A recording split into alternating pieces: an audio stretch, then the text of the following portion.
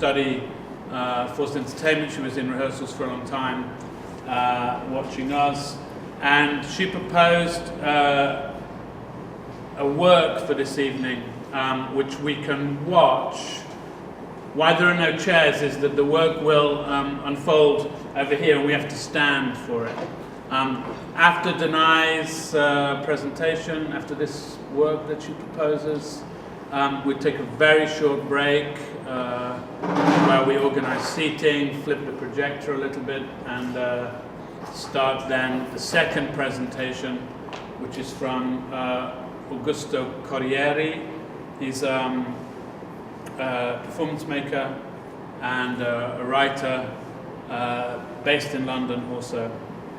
I think he will also say, Augusto will say some other stuff about what he's doing, so I won't say very much more than that. So first presentation will kick off anytime now, and we need to come close in order to see. Don't stand inside this white zone, because you stop the projector when you do.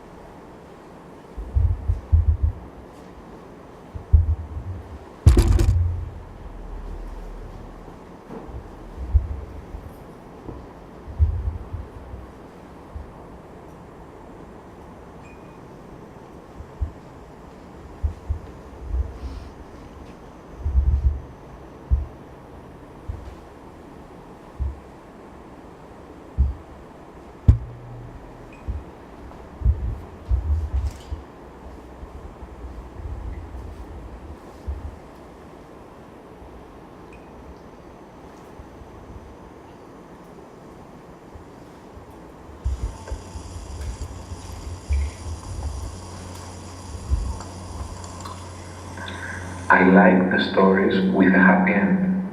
I like the stories that repeat themselves. I like melodramatic stories. I like the stories with an ambiguous end, where I am so in love with him and after 2 years of silence, he speaks and says, there are some people in your life you simply cannot go without. And then I learned that he has children with all my friends, where I cry and cry and cry without tears for days and nights, and nothing changes. Where he does not even imagine what I go through, where I struggle to forget, where he thinks that everything will be alright, where I struggle to forget, where I try to change the facts, where he's absent, where I marry him in my sleep. I like the stories where he falls in love with 5 women at the same time. The one is from Greece, the other from Russia, the third from Turkey and the UK, the other from Germany, and the last one from China, where he can speak in all these languages, but prefers to speak in French, where he has the ability to be at many different places at the same time, where he confuses the dialogues and replies to questions never been asked.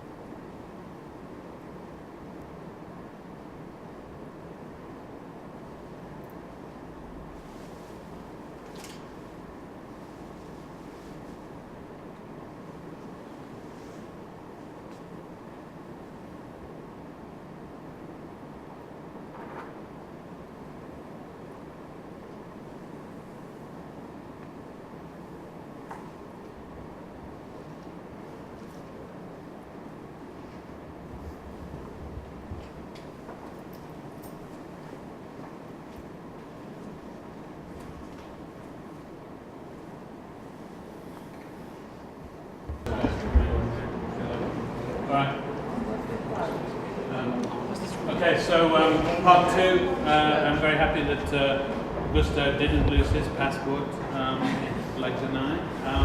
But here he is, and thanks very much.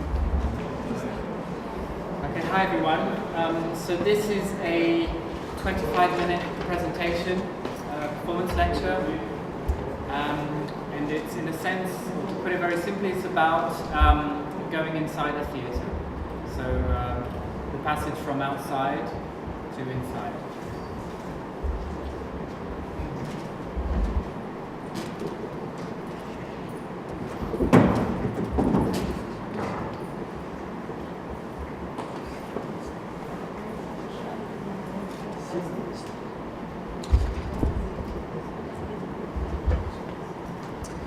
Okay, so we've heard it already from Denai, but I'm going to repeat this. What is a theatre?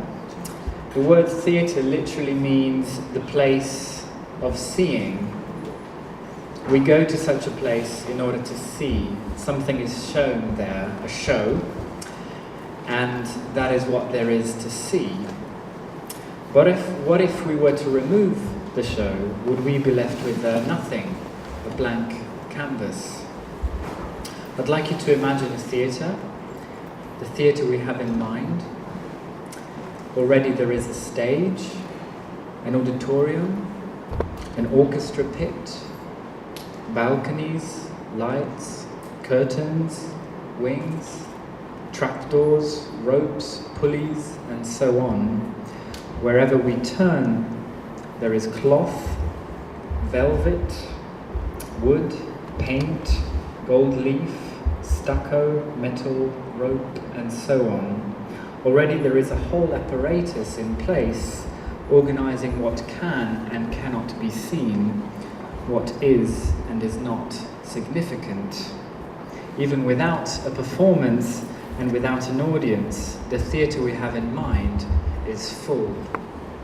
Now, let's imagine slowly stripping away these material components, taking out the curtains, the lights, the seating, the stage, and so on, until all that's left are the bare walls of the building itself. What we are faced with essentially is a large room with nothing inside. And yet this nothing inside still is something. It is inside a large room. Walls and ceilings block out the rain, the wind, natural light, as well as insects, birds, cars, aeroplanes, and all other animate and inanimate life associated with the outside. So inside and outside are definitely something. They are an essential part of theatre's function and mythology. The theatre we have in mind is a building with a door, and this presentation is a passage from outside to inside.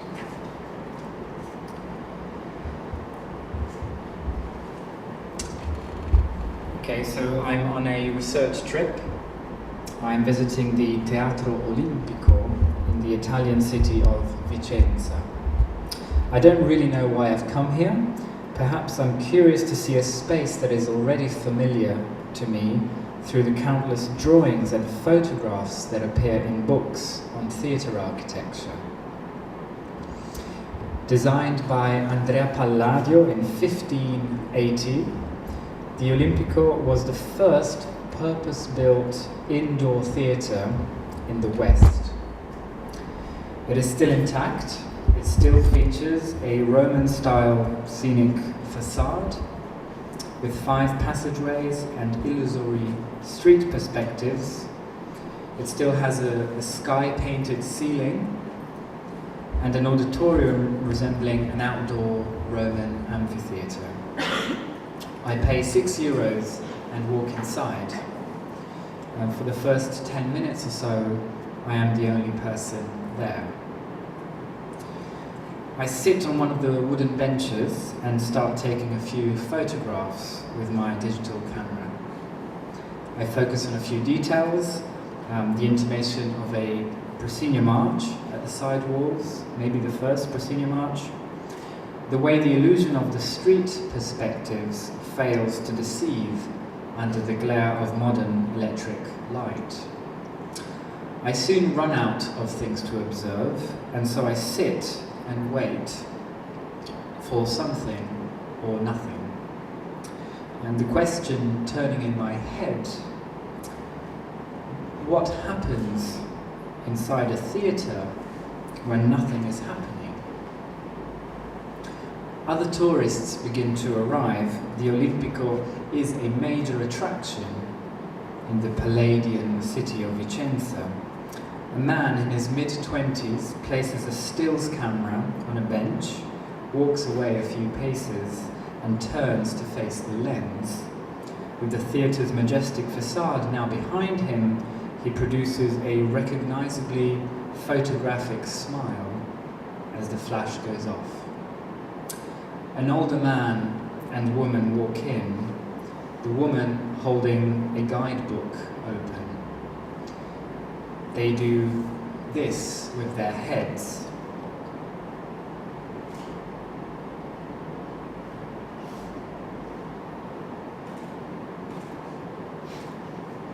They are checking if everything written in the book corresponds to reality, and if everything they see in reality corresponds to the book. I hear what sounds like a jangling of keys, and I catch a glimpse of a man from the theatre's maintenance team. He disappears through a small door at the side and reappears at the highest point in the auditorium, just next to the statues of the gods, where he begins closing the shutters to the few windows letting in natural light. I have the impression I am sitting on a park bench, watching the world go by, observing whatever happens to be happening. A large tourist group arrives, headed by a guide who begins the task of exalting the Teatro Olimpico and Palladio, its famed architect. Did you know that Vicenza is the epicenter of classicity? Did you know that the White House is neo-Palladian and Covent Garden with its Italian-style piazza, etc.? As I sit and listen to the guide, a black object seems to dart across the painted sky of the theatre. I look, but I find nothing there.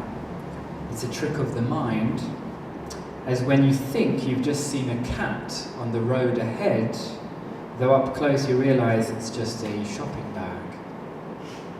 And yet, as I keep looking around me, a second swoop happens, suggesting that I'm not simply seeing things. On the third swoop, a swallow clearly flies out from one of the facade's openings.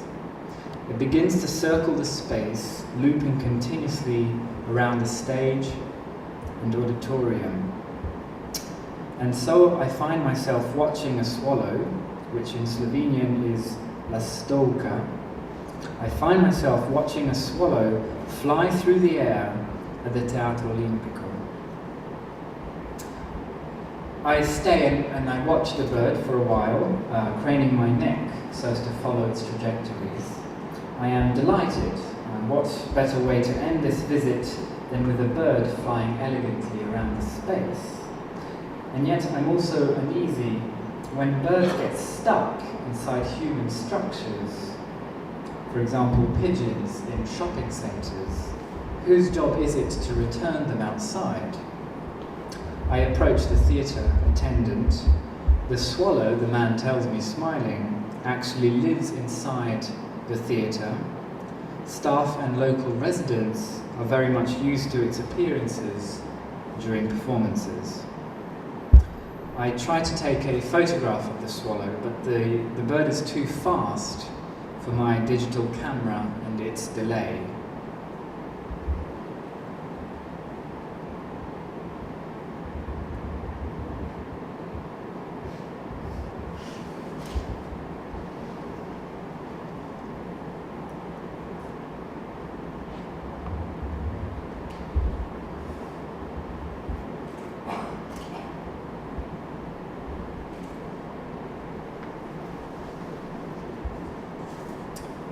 I stay a little longer to watch the bird, right until the moment I have to run to catch my train.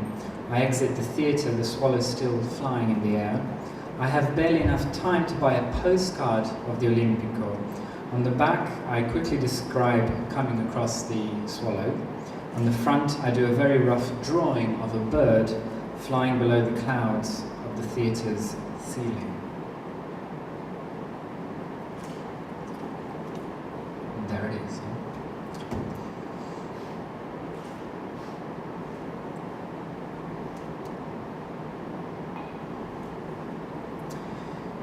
So 2 years have passed since my visit.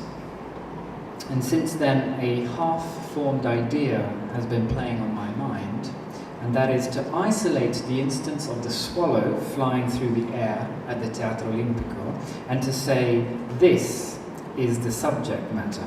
I will write about this. And yet, what exactly is this? And how do I write about it? It was the literary theorist Roland Barthes who proposed that each single thing we wish to study might require a whole new science unto itself. He called it the impossible science of the unique being. It is a discourse functioning purely for this particular event, a series of invented postulates whose focus is this and this only. Fine, but what exactly is this? This is an instance of exception. This is an instance of the ordinary. This is produced through the coming together of a swallow, a Renaissance theatre, and the air inside the space. Or else, what do you get when you put together a swallow, the Teatro Olimpico, and air? What you get is this, a swallow flying through the air at the Teatro Olimpico. So I began writing to try and form this impossible science, but I soon realized that I was only writing about writing. The event seemed far behind me. I was stuck with words and words about words.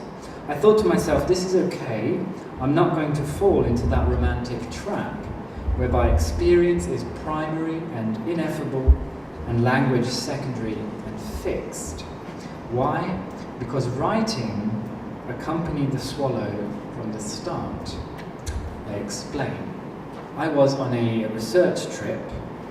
My situation was similar to that of, let's say, a photographer working with long exposure. My research, like the shutter of a camera, was open. And so the instant the swallow flew into the theatre, it also flew into the frame of my project. The bird's flight was already discursive, both in the etymological sense of the word discourse, to run this way and that, and because by flying into the theatre the swallow was unwittingly caught in a web of words, it moved into writing. No point then in trying to dissociate the swallow's flight from writing or language, for they happened together. In fact, as I sat on the bench observing the bird, I thought to myself, this happens in a book. I have read about this. The book is called Here Is Where We Meet by John Berger, in which he recounts a very similar incident taking place during an opera rehearsal inside Geneva's Grand Théâtre.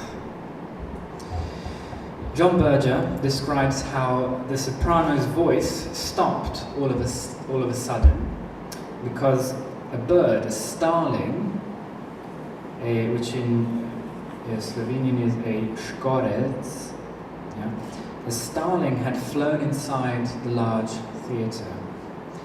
As he describes it, the bird was trapped. So I quote, "It headed towards the lights, believing there were exits into the sunshine.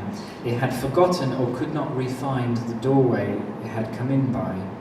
It flew between the hanging backdrops of the sea, mountain, Spanish inn, German forest, royal palace, peasant wedding. And as it flew, it cried "Chia, Chia," more and more shrilly, as it realized more and more surely that it was trapped. Now, unlike the starling in Geneva, the swallow in Vicenza was not flying in the hope to get out, to escape. The bird has made the theatre its home, its dwelling place. The swallow has claimed the theatre as its own lavish Renaissance aviary, yes, a kind of bird home. An aviary visited each year by thousands of bird watchers from across the globe. As a matter of fact, visitors to the Olimpico strongly resemble bird watchers.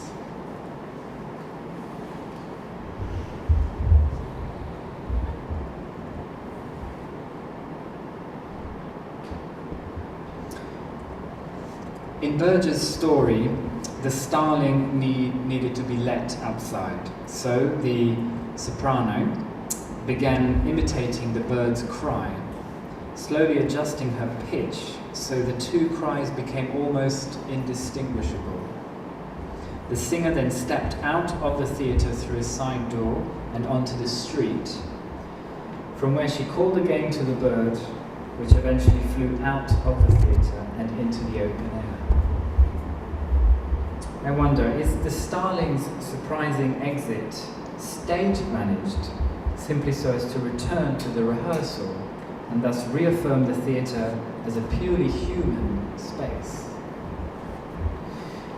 In his story, Berger adds, there is an old opera house superstition that if a bird is killed on stage, the building will catch fire. The life of the theatre and the lives of the people working there depend on the continued life of the bird. The singer needs to release the starling so as to protect herself and the theatre. Berger does not mention that during another opera rehearsal on March the 1st, 1951, the Grand Théâtre did in fact burn almost completely to the ground. I don't know whether the death of the bird was involved on this occasion.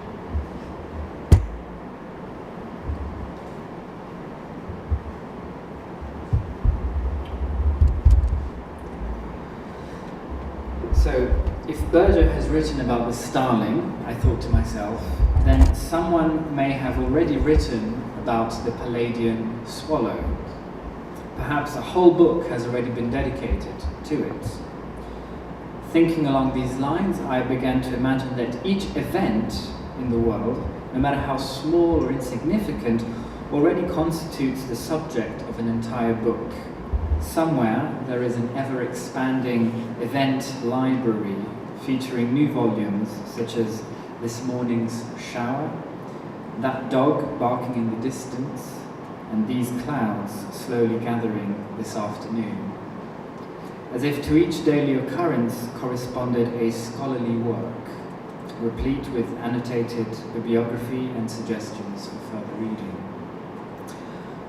I was therefore speechless when I came across a 1948 book entitled Andrea Palladio and the Winged Device, written by a James Reynolds. The title makes a clear connection between the Renaissance architect and something airborne or winged device. I quickly turned to the section on the theatre and found a promising opening statement. Just to wander into the auditorium of the Olimpico at any time of the day, quite alone, is a challenge to the imagination. Rather disappointingly, however, the winged device featured in the book's title does not refer to a swallow or any other type of bird. As the author explains, the detail most used by Palladio in all manner of buildings, he called his winged device. Actually, this reference is to the window that has become synonymous with the name of Palladio down the years. So So according to the author, this type of window expresses the quality of lift and airiness, a quality also found in other architectural features such as archways and keystones that seem to spring into being fully winged, he writes. So the book is in fact a long sort of love letter to Palladio, and frustratingly there are no further details regarding what might constitute this airiness or lift in the architect's style. I suspect that this lift is nothing other than the author's own airborne admiration for the architect. This suspicion is reinforced when I find that each chapter begins with the drawing of a Palladian building, executed by the author himself. The drawings are in themselves unremarkable. They're black pen sketches. If it weren't for a small detail featured in each one that captures my attention.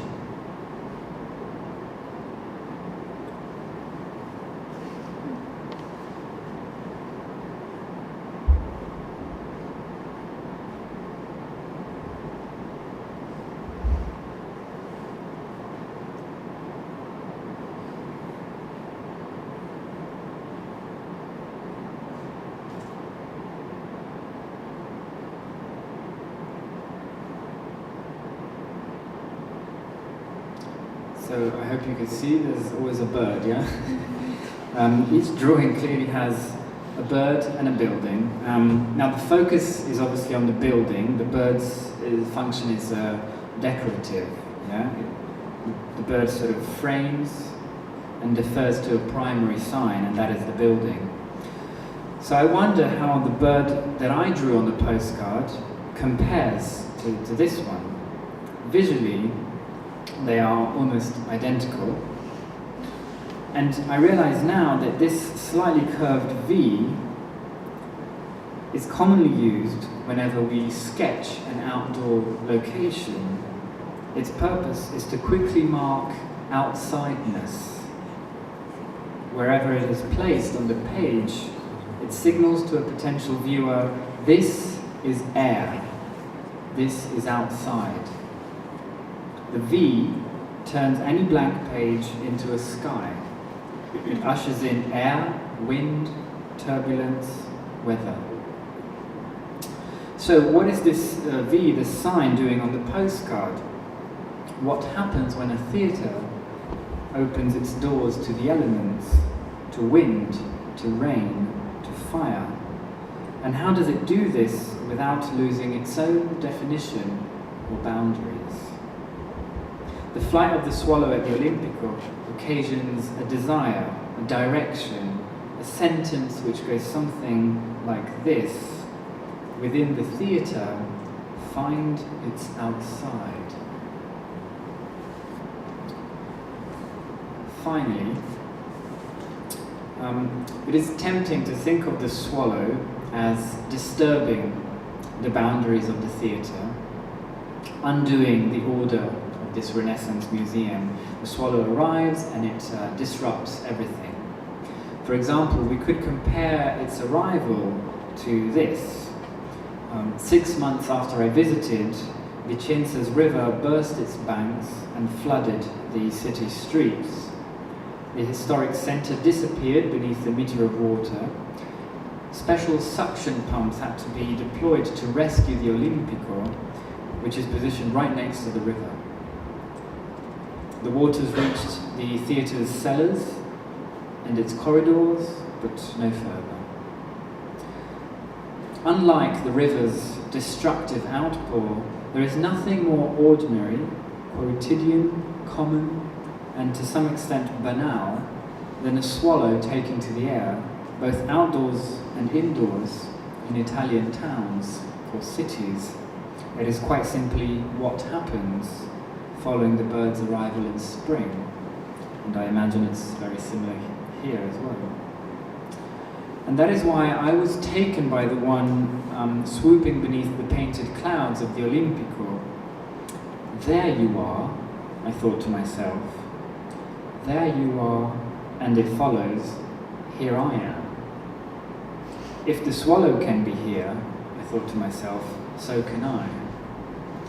Far from antagonizing the space, the bird's presence made the theatre more welcoming. It didn't capsize or break any theatrical boundaries, rather it revealed these age-old limits as fully inhabitable, traversable, usable.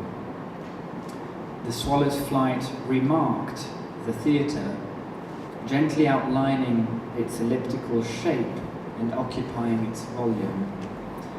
It provided a measure of sorts, a spatial cadence.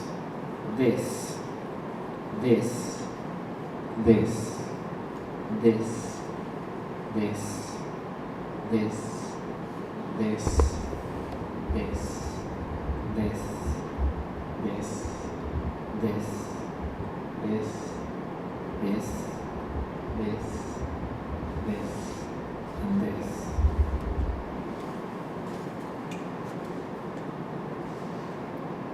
Now, the presentation would end here if it weren't for something that happened. If it weren't for something that happened recently, and which now forces me to happily add this coda or tale. Last time I wrote to the theatre to inquire about the swallow. I asked, does it still live there? Does it return every year?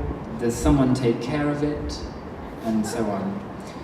Partly I was after information for my PhD research, and partly a confirmation. I think I wanted to know that this bird existed in the eyes of others, and that it wasn't just my own flight of fancy. After all, I hadn't found anyone who had written about this swallow. I heard nothing back from the theatre, but I didn't let that disappoint me. I thought to myself, I don't need confirmation or facts in order to carry out research and writing. All I need is the sentence, a swallow flies through the air at the Teatro Olimpico, that and a handful of photographs of a painted sky. And so I spent the best part of a year researching swallows as well as the actual theatre. And then a few weeks ago, as I was preparing for this presentation, I decided to do one last internet search to see if someone else out there in the world might have written about the bird. I had, of course, already done this search in the past, but this time, instead of typing in English, swallow, Teatro Olimpico, I decided to write in Italian, rondine, Teatro Olimpico. And to my great surprise, this appeared. An article in Vicenza's main newspaper, its title referring to a swallow as well as phantoms and bats. I braced myself as I began to read the first text to refer to the swallow other than what I had already written. Perhaps you can follow along the translation. It is not only theatre lovers, enthusiasts of Andrea Palladio's genius, and tourists from all over the world. The charm of the Teatro Olimpico has now captured winged admirers. About a year ago, a swallow flew in from the windows behind the colonnade at the back of the auditorium. It stayed for about a week, flying through the air even during shows, gliding only a few centimeters away from spectators' heads. This apparition enchanted a theatre director and writer from Milan, Augusto Corrieri, who happened to be inside the Olimpico at the time. 1 year on, the director wrote to the theatre's team to ask what might have happened to the swallow, saying, I am carrying out a doctoral theatre project at the University of Roehampton in London, and I'm focusing on the advent of the swallow at the theatre. So my jaw dropped. For a split second, I thought to myself, there is someone with my name who also does theatre and is mentioned in this article about the swallow. Of course, I immediately realized that they had used my letter to produce this news article, and I was pleased to see that my research efforts had made the news in Vicenza. And then I thought, I have finally found someone who is writing about the swallow, and that someone is myself. The article continues by mentioning the supposed presence of ghosts, explained by the fact that the theatre was originally a prison. And it ends by mentioning that in fact there is an airborne dweller inside the Olimpico who returns year after year. It is not a swallow, but rather a bat. The article features an interview with the theatre's guardian, possibly the same person I had spoken to on my visit. I will end by quoting him. Our mascot has become a bat, which every September returns to see us. Usually it remains within the stage facade, and sometimes, even during shows, it exits from its hiding, appearing from the central archway and flying above spectators' heads. It has been filmed by the cameras recording the shows.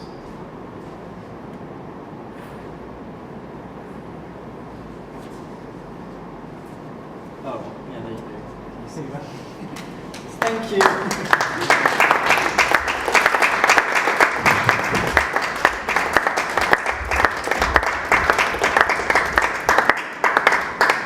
Great.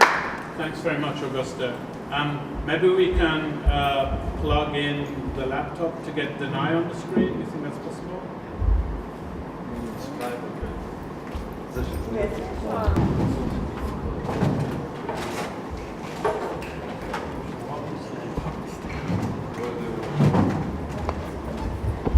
Are you there, Denai?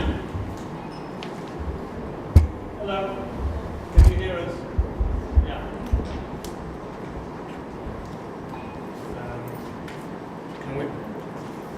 Can we have some volume on Denai?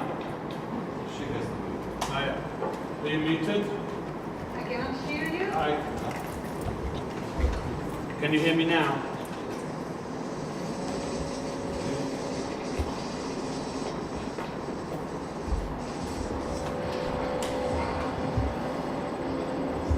Hello? Can you hear me? No.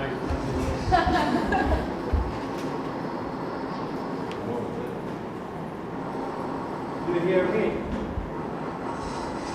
Can you hear me? Yes, but what about the other way around? Now I can hear you as well. Okay, Oh, we're good. can you see me there at the back? Yeah. Oh, okay. Hello, everybody. Can we put her a little bit through the PA, do you think? Sorry? Can we put her a little bit through the speakers, do you think? The sound. You know, through. Yeah.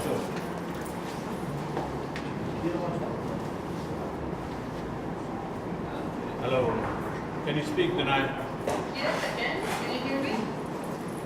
Hello? Yes? Sorry, guys. Hello. Yeah. We're just gonna plug you into the PA a little bit. Yeah. That's really good. Huh?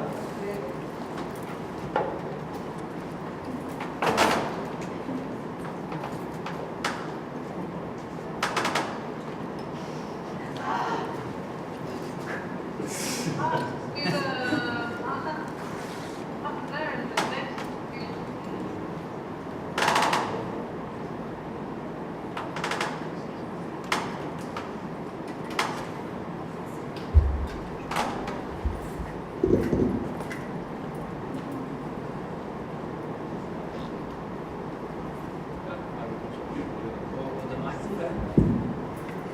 Can you speak? Can you say something? Tonight, can you speak? That's the question. Is it right? Mas não é para África. Yeah. É isso que vocês dão no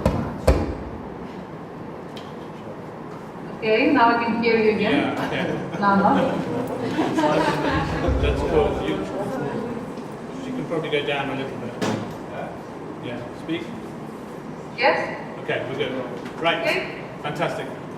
Thank you very much, Danai. I'm going to look at this Danai, not this. Yeah. These two. And thank you, Augusta. Thank you both. I've got like a couple of questions maybe to kick off, and then we can open up a little bit for other people. Sorry, can I ask something? Yeah. I can see if somebody moves the camera a little bit, so we can face the space. You don't want to see me?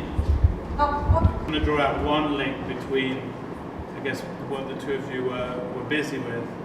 Denai, one thing I was thinking about a lot while I was watching the presentation was this business of giving voice to an object. And I suppose it was making me think about